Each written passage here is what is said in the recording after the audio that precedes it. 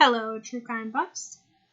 You probably don't know me, but I'm making a second video updating my first one on the Gabby and Brian case, or the Gabby/Brian case. This video might be triggering for some people, so if you don't like true crime, missing girls, dead bodies, please do not listen any further. Thank you. I'm just going to recap a little bit. Watch the first video if you want me to go into detail about the body cam footage and her last known whereabouts and my thoughts on Brian Laundrie, the best boyfriend, potential husband in the entire world.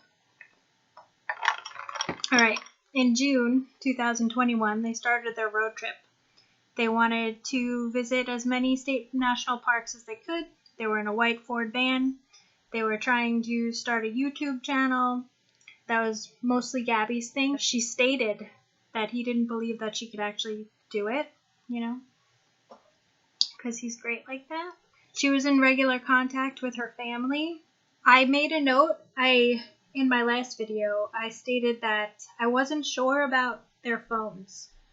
I was pretty sure they both had a phone because that's what it looked like, and Brian just lied about it in the beginning of the body cam footage, but in one of the press conferences on the 16th, the Northport Police Chief, Todd Garrison, confirmed that the FBI had both of their phones and they were analyzing them.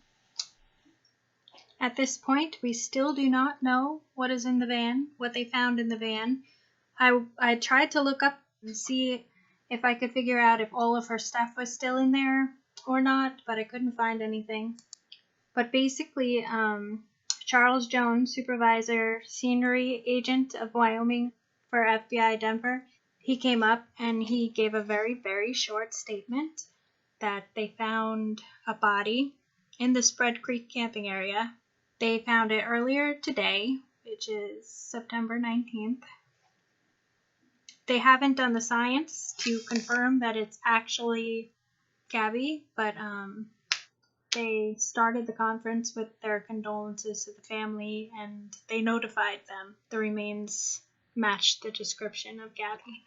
They're asking for any info anyone could give, especially if you were in that park, Spread Creek, the camping area, between the 27th and the 30th. They didn't want any questions, and they didn't have any additional comments to give. That was pretty much it. Which, they didn't mention anything about Brian. Oh, and they said that they didn't know how she died yet. So, I was watching some other commentaries on the conference, and there are a lot of comments, a lot of tweets, a lot of people asking the family, Laundrie's family, to come forward and tell law enforcement, anyone really, what they know. And WFLA News Channel 8 says, what if the family has nothing to come forward about? That's a literal quote that I heard come out of this guy's mouth. I want to remind you that Gabby went missing on the 11th, right? Her family put in a missing persons report on the 11th after getting no response from the family for days, right? After trying to reach out to them, days. They were completely silent. They put in the police report. The police officers go to the laundry house.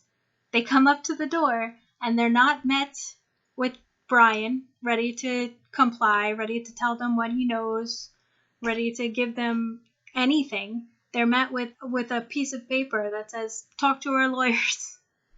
So they knew that eventually someone would come to the door asking for information on Gabby, and they had that ready. They had the lawyer's statement ready. How can you think that they don't know anything? Allegedly. My opinion. I think that they do know something. And they're only talking now because Brian's missing. And which is really convenient. Like, what did he find out that they were going to search where he left her? And that's why he disappeared? I also want to say that Northport Police Department provides first glimpses of the investigation for Brian's disappearance, right? At 1 minute and 28 seconds, they're talking about how Brian wouldn't and didn't want to talk to them, so they didn't dedicate a whole lot of time in watching him, right? Because he was not wanted for a crime. And they said, our focus was on finding Gabby. And then he says, Brian might have some answers about her disappearance. Might. Like, obviously, they're all tied up, and they can't do anything. I'm really hoping that they're building a really big case. They're mounting all their evidence before they go in and actually arrest him, right? Because that's what cops do sometimes. They keep their distance from the suspect they know did something. They make them feel like they're okay, they're safe behind their lawyers and their mommies and daddies. And then they go in with all this evidence, and there's no way that they can talk their way out of it. It doesn't really seem that way. Anyway, that's your update for September 19th.